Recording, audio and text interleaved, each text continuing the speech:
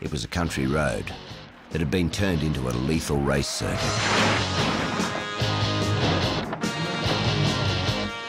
A Mount Olympus for hoons. The race was called the Bathurst 500, but everyone knew it as Bathurst. I still remember the day I drove to Bathurst and came over the Blue Mountains and see the Mount Panorama sign on the hills. Hairs on the back of my neck stood up. It's just an amazing feeling, and you know that you're going to be lining up on the starting grid.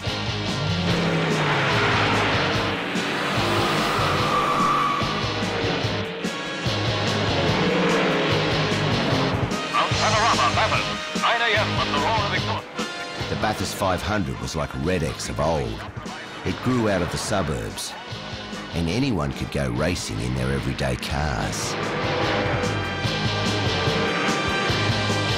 Just about anybody could get a CAMS licence, stick a number on the side, pay your entry fee and get to the motor race. Oh, the Bathurst race was a very big deal. And in those days, it was more than just Holden and Ford. There were Datsuns in there were Chargers in there. I think it meant more to the average person.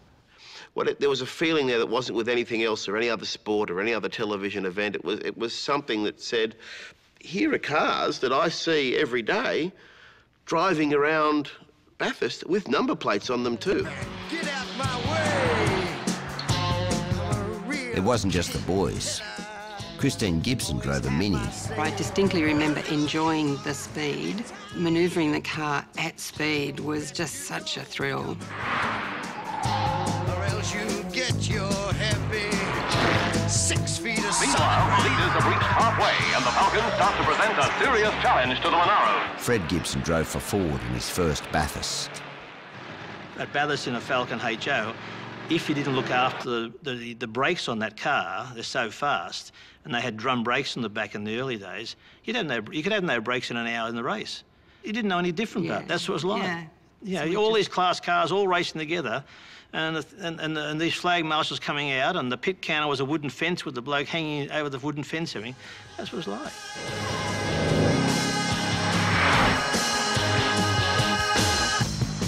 Fred won in 1967. The next kid behind the wheel for Ford was fresh off the boat from Canada. He looked like an angry maths teacher, but he could drive. I was new boy on the block. We just got there. There was no running as we do today, having practice all week long. So on Friday, the Ford fellows said, oh, we'll better show you the circuit. And we got up onto Skyline. No wall whatsoever. 600-foot drop. And I said, well, that's the last time I've ever looked left. Roberts recaptures third place from Chivers with some attacking driving. But almost immediately after going over Skyline, Roberts' car spins and crashes backwards down a steep slope.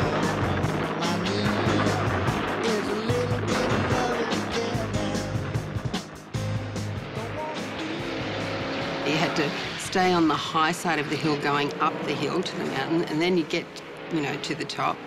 The thing is with going up the top, it's blind because every next corner's blind, and you come up over the crest at the top of the hill, and then the car comes down and dips down, and you turn left across through McPhillamy, and then it's blind again. You've got no idea except sky, beautiful sky you're looking at, and it just goes straight down. It's the most unbelievable feeling going down.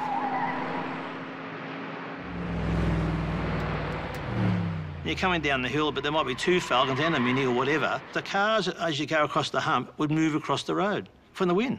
They'd blow you across the road. And you have to see it right on the left-hand side as much, because when you go, so you're doing 150 mile an hour, say, in a Falcon, like a HO, and the wind would pick you up and push you across the road. My first race was in a Morris Mini Deluxe at Bathurst in '67. Top little car. And they would go past in the Fords. And my Mini would just go that way across the road about 10 feet. Amazing. And they'd be all going past at 150 k's, and I'd be sitting there trying to get it back on the road.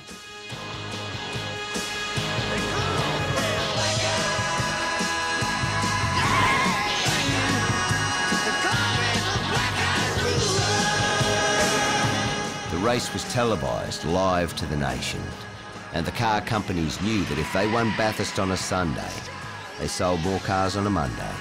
That raised the stakes. I think people could be forgiven for thinking that we were having a great time. This is our given profession, and gee, you guys, you know, you're really having fun out there. No, we weren't having fun. Second, that Bathurst doesn't actually get too many headlines.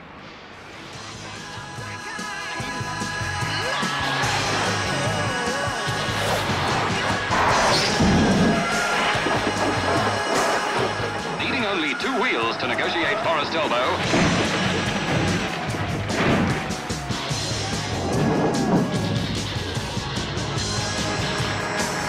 The next generation of rev heads were watching and waiting for their turn.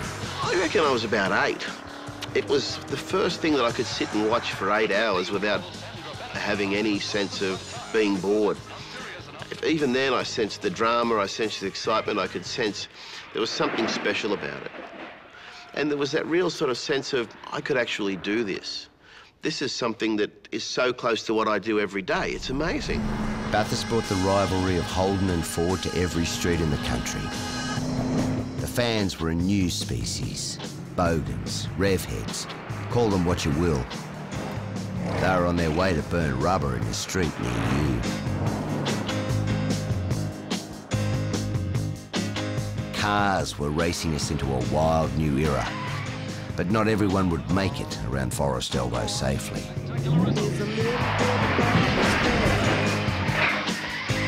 The dark side of the dream was just around the corner for Australia.